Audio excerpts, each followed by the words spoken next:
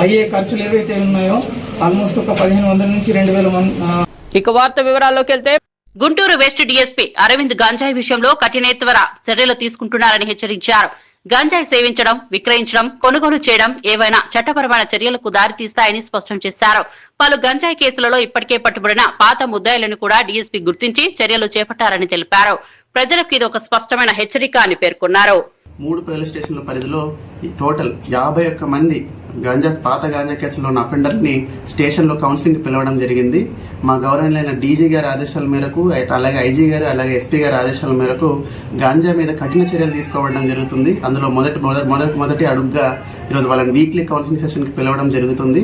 వాళ్ళందరికీ ఖచ్చితంగా గట్టి వార్నింగ్ ఇవ్వడం జరిగింది. గాంజా కన్సంప్షన్ కానీ లేదంటే గాంజా సప్లై, పెడ్లింగ్ యాక్టివిటీస్లో ఇన్వాల్వ్ అయితే ఖచ్చితంగా కఠిన చర్యలు తీసుకొని ప్రాపర్ కేసెస్ కింద వాళ్ళని బుక్ చేయడం జరుగుతుంది.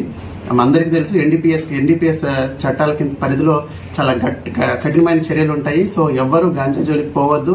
గాంజాగే కాకుండా ఎటువంటి డ్రగ్స్ జోలికి వెళ్ళి వాళ్ళ కెరియర్ నాశనం చేసుకోవద్దని చెప్పేసి మరొకసారి చెప్పడం జరిగింది. ఈ పాత గంజా అఫెండర్లు 51 మంది ఈరోజు వీక్లీ కౌన్సిలింగ్ సెషన్ ఎవరైతే వచ్చారో వాళ్ళందరికీ మరొకసారి చెప్పడం జరిగింది. గంజాయి తాగడం కానీ గంజా జోలికి వెళ్ళినట్టయితే ఖచ్చితంగా ఇబ్బందులు పడతారు. చట్టబద్ధమైన కఠిన చర్యలు తీసుకోబడతాయని చెప్పేసి మరొకసారి చెప్పడం జరిగింది.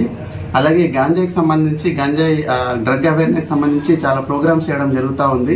ఈగల్ క్లబ్స్ స్కూల్స్, కాలేజెస్ లో ఫామ్ చేయడం జరిగింది. అందరి నెంబర్ ఆఫ్ అవేర్నెస్ సెషన్స్ ఇవ్వడం జరుగుతూ ఉంది. ఫ్లెక్సీల రూపంలో కానీ లేదంటే పబ్లిక్ అడ్రసింగ్ డిఫరెంట్ సిస్టమ్స్ తో ప్రజలందరికీ అవేర్నెస్ ఇవ్వడం జరుగుతూ ఉంది.